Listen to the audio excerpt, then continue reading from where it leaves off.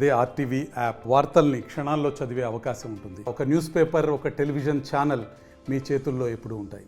కరీంనగర్ జిల్లా తిమ్మాపూర్ మండలం ఎల్ఎండి ప్రాంతంలో దామనపల్లి జగదీష్ అనేటువంటి వ్యక్తి ఓ చెట్టుకు ఉరేసుకొని ఆత్మహత్య చేసుకున్నటువంటి పరిస్థితి గందరగోళానికి దారితీసింది, విషాదాన్ని నింపింది.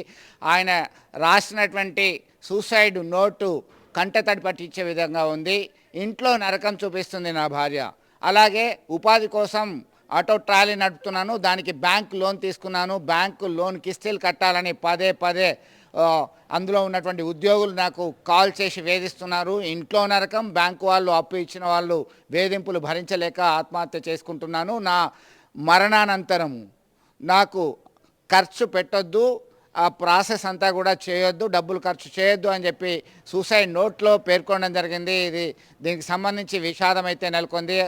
మృతుని స్వస్థలం ఉమ్మడి ఆదిలాబాద్ జిల్లాలోని దండపల్లి మండలం తాళ్ళపల్లి గ్రామానికి చెందినటువంటి జగదీష్ గత కొంతకాలం నుంచి తిమ్మాపూర్ మండలంలోనే ఉంటున్నాడు.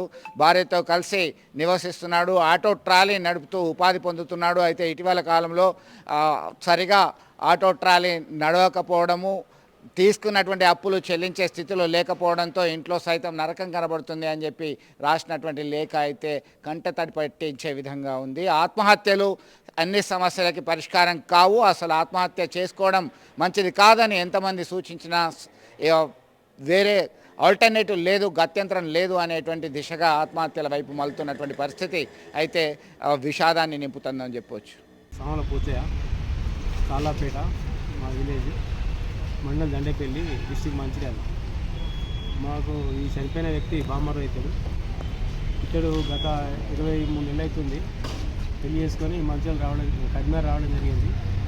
ఇక్కడ వచ్చిన తర్వాత బ్యాంకులో లోన్ తీసుకొని అప్పుల పాలు కావడం జరిగింది. అదేవిధంగా లోను కిస్తీలు ఈఎంఐలు కట్టలేక ఇబ్బందులు పాల్పడుతున్నారు. బ్యాంకు వాళ్ళు బాగా టార్చర్ చేయడం వల్ల ఆ బాధ భరించలేక ఈయన ఉరి వేసుకొని చనిపోయినట్టుగా జేబులో ప్యాకెట్ జేబులో ఒక లెటర్ రాసి చనిపోవడం జరిగింది. వాళ్ళు ఇచ్చేటప్పుడు వివిధ రకాలుగా నచ్చజెప్పి లోన్లు ఇస్తారు. ఇచ్చిన తర్వాత వాళ్ళకు డబ్బులు కట్టేటప్పుడు మాకు సరైన టైం అందకపోతే నానా రకాలైనటువంటి టార్చర్ చేసి వసూలు చేయడం జరుగుతుంది. ఇకనైనా బ్యాంకు వాళ్ళు లోన్లు ఇచ్చేటప్పుడు సరైన విధంగా ఆలోచించి లోన్లు ఇచ్చి తీసుకునేటప్పుడు కూడా కొంచెం ఆలోచించి ఈ టార్చర్ అనేది లేకుండా సంయమనం పాటించి వసూలు చేయాలి. ఇప్పుడు ఈ విధంగా లోన్ తీసుకోవడం వల్ల మా బామ్మర్ది మాకు ఒక మనిషి లేకుండా కావడం జరిగింది. దీనికి మీరే మరిన్ని వీడియోస్ కోసం ఛానల్ ని సబ్స్క్రైబ్ చేయండి, లేటెస్ట్ అప్డేట్స్ కోసం వాట్సాప్ ఛానల్ ని ఫాలో చేయండి అండ్ లింక్ డిస్క్రిప్షన్ లో ఉంది.